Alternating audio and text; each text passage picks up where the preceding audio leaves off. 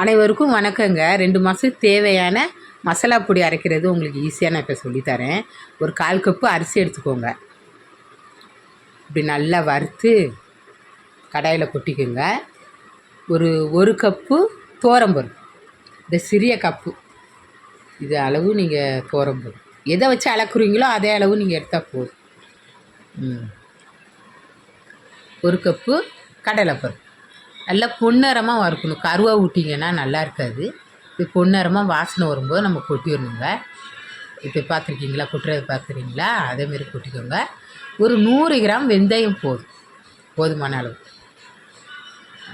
அதையும் வறுத்து இப்படி கொட்டி வச்சுக்கோங்க. அப்புறம் பெருங்காயம், கட்டி பெருங்காயத்தை இப்படி போட்டிங்கன்னா நல்லா பொரிஞ்சு நல்லா அழகாக பொரிஞ்சிரும். வாசனை வரும்போது அதோட கொட்டி வச்சுக்கோங்க.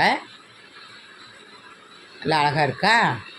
கருவேப்பிலையை நல்லா கழுவிட்டு உருவிடுங்க.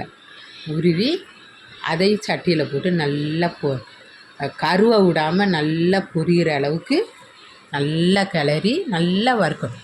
அது சூப்பராக வறுத்து வாசம் வரும்போது கொட்டிடணும். கருவை விடக்கூடாது. கருவுனா டேஸ்ட்டு போடும். இப்படி போட்டு வச்சுக்கோங்க. அப்புறம் ஒரு 1/2 கிலோ மல்லி, 1/2 கிலோ மல்லி 3 கப்பு வருதுங்க. 1/2 கிலோ மல்லி தான் போட்டாச்சு. சரியா? அதையும் பொன்னிறமாக நல்லா வறுத்து அதோட கொட்டி வச்சுக்கோங்க. எல்லாம் போட்டு கொஞ்சோண்டு மிளகு, சோம்பு, சீரகம் 3ஐயும் ஒன்றா போட்டு 100 கிராம் அளவே போதும். எல்லாமே சேர்த்து 50 போட்டாலும் இது 100 அது 100. மிளகு கொஞ்சமாக போட்டால் போதும். எல்லாம் போட்டு நல்லா வறுத்து 1/2 கிலோ வரமிளகா, இதோட அளவு 3/4 கிலோ இருக்கும் வறுத்த பொருளுங்க. மிளகாய் 1/2 கிலோ போடும். கரெக்டாக போட்டிங்கன்னா காரம் ரொம்ப அதிகமாக இருக்கும். நீங்கள் 1/2 கிலோ போட்டாலே போதுமானது.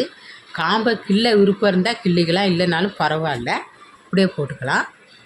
போட்டு எல்லாத்தையும் நல்லா வறுத்து வச்சுருக்கதை பாருங்கள், இவ்வளோ அழகாக வறுத்துருக்குது. இதையெல்லாம் ஒன்றா மிக்ஸ் பண்ணுங்கள்.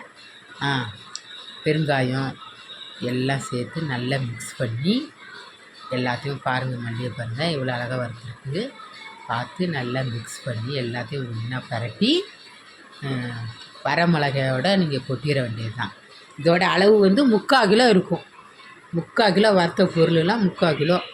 சரியா? 1/2 கிலோ வரமிளகா அளவு கரெக்டாக இருக்கும். ரொம்ப காரமும் இருக்காது, கம்மியாக இருக்காது.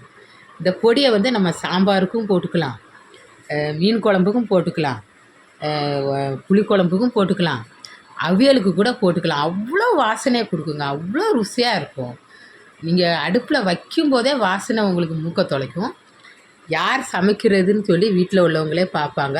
தெருவுக்கே இந்த வாசம் வருங்க. அந்தளவுக்கு வாசமாக இருக்கும் அந்த பொடி. இதை விசிலில் கொடுத்து அரைச்சிட வேண்டியதுதான்.